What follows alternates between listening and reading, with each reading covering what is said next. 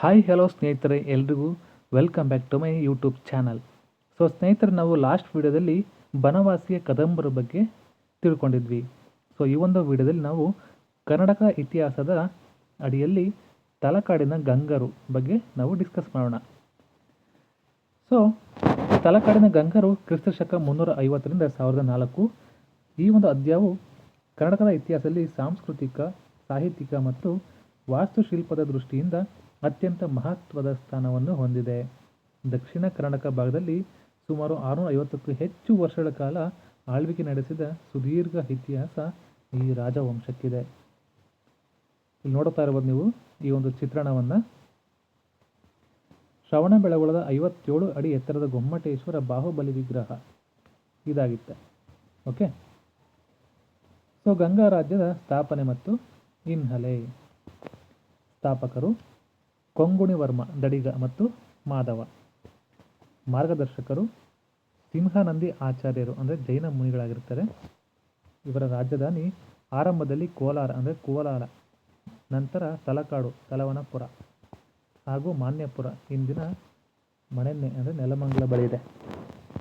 ರಾಜಲಾಂಛನ ಮದಗಜ ಅಂದರೆ ಆನೆ.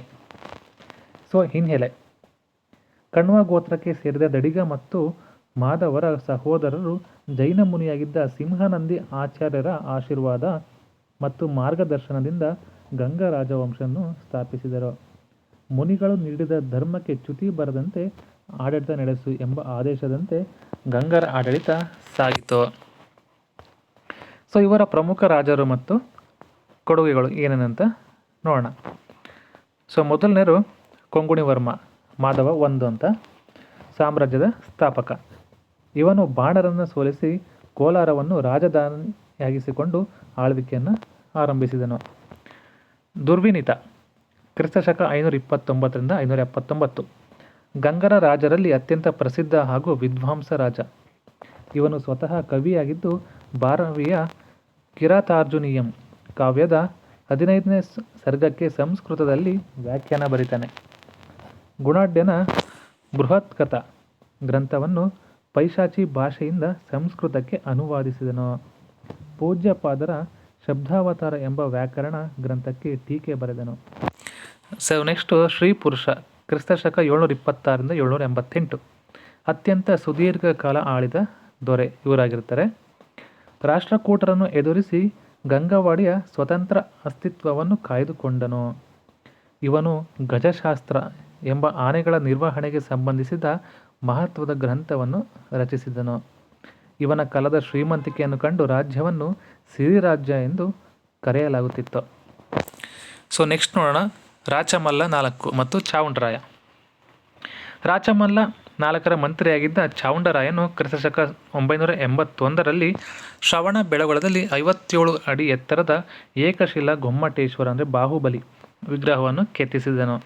ಚಾವುಂಡರಾಯನು ಸ್ವತಃ ಚಾವುಂಡರಾಯ ಪುರಾಣ ಎಂಬ ಕನ್ನಡ ಗದ್ಯ ಗ್ರಂಥವನ್ನು ರಚಿಸಿದ್ದಾನೆ.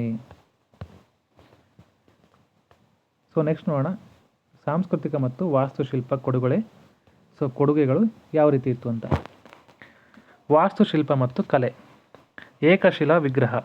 ಶ್ರವಣಬೆಳಗೊಳದ ವಿಂಧ್ಯಗಿರಿ ಬೆಟ್ಟದ ಮೇಲಿರುವ ಗೊಮ್ಮಟೇಶ್ವರ ಮೂರ್ತಿಯು ಪ್ರಪಂಚದಾದ್ಯಂತ ಪ್ರಸಿದ್ಧಿಯಾಗಿದೆ. ಪ್ರಮುಖ ದೇವಾಲಯಗಳು ಮತ್ತು ಬಸದಿಗಳು. ಕಂಬದಹಳ್ಳಿಯ ಪಂಚಕೂಟ ಬಸದಿ, ಶ್ರವಣಬೆಳಗೊಳದ ಚಾವುಂಡರಾಯ ಬಸದಿ ಮತ್ತು ಚಂದ್ರಪ್ರಭ ಬಸದಿ. ತಲಕಾಡಿನ ಪಾತಾಳೇಶ್ವರ ಮತ್ತು ಮರುಳೇಶ್ವರ ದೇವಾಲಯಗಳು. ಕೋಲಾರಮ್ಮ ದೇವಾಲಯ ಅಂದರೆ ಕೋಲಾರದಲ್ಲಿ. ಮಾನಸ್ತಂಭಗಳು. ಜೈನ ಬಸಗಳ ಮುಂದೆ ಎತ್ತರವಾದ ಸುಂದರ ಮಾನಸ್ತಂಭಗಳು ಹಾಗೂ ತೀರ್ಥಂಕರರ ಕೆತ್ತನೆಗಳ ಕಂಬಗಳನ್ನು ನಿರ್ಮಿಸುವ ಪದ್ಧತಿಯನ್ನು ಬೆಳೆಸಿದರು. ಇವರ ಸಾಹಿತ್ಯ ಕೊಡುಗೆ ಯಾವ ರೀತಿ ಇತ್ತು. ಗಂಗರ ಕಾಲದಲ್ಲಿ ಕನ್ನಡ ಮತ್ತು ಸಂಸ್ಕೃತ ಸಾಹಿತ್ಯಕ್ಕೆ ದೊಡ್ಡ ಪ್ರೋತ್ಸಾಹ ಸಿಗುತ್ತೆ. ಪೂಜ್ಯಪಾದ ಜೈನಂದ್ರ ವ್ಯಾಕರಣ ಆಗುತ್ತೆ. ಗುಣವರ್ಮ 1 ಶೂದ್ರಕ ಮತ್ತು ಹರಿವಂಶ. ಚಾವುಂಡರಾಯ ಪುರಾಣ ಕನ್ನಡದ ಪ್ರಾಚೀನ ಗದ್ಯ ಕೃತಿಗಳಲ್ಲೊಂದಿದೊಂದು. ರನ್ನ ಮಹಾಕವಿ ರನ್ನನಿಗೆ ಆರಂಭದಲ್ಲಿ ಆಶ್ರಯ ನೀಡಿದವರು ಗಂಗರ ಮಂತ್ರಿ ಚಾವುಂಡರಾಯ. ಇವರ ಆಡಳಿತ ಮತ್ತು ಸಮಾಜ ಯಾವ ರೀತಿ ಇತ್ತು. ರಾಜ್ಯವನ್ನು ಗಂಗಾವಾಡಿ 96,000 ಹಳ್ಳಿಗಳನ್ನೊಳಗೊಂಡ ಪ್ರದೇಶ ಇದಾಗಿತ್ತು. ಕೃಷಿಗೆ ಹೆಚ್ಚಿನ ಆದ್ಯತೆ ನೀಡಿದರು.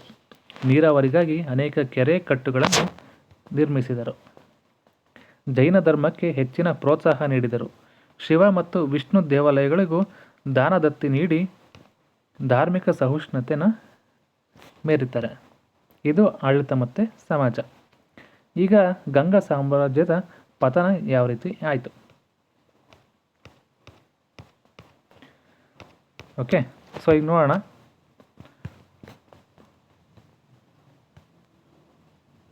ಕ್ರಿಸ್ತಶಕ 1004 ಸುಮಾರಿಗೆ ತಮಿಳುನಾಡಿನ ಚೋಳರ ದೊರೆ ರಾಜ ಚೋಳ ತಲಕಾಡಿನ ಮೇಲೆ ದಾಳಿ ಮಾಡಿ ಗಂಗರನ್ನು ಸೋಲಿಸ್ತಾರೆ. ಇದರೊಂದಿಗೆ ಗಂಗರ ನೇರ ಆಡಳಿತ ಅಂತ್ಯಗೊಂಡು ತಲಕಾಡು ಪ್ರದೇಶವು ಚೋಳರ ವಶವಾಯಿತು.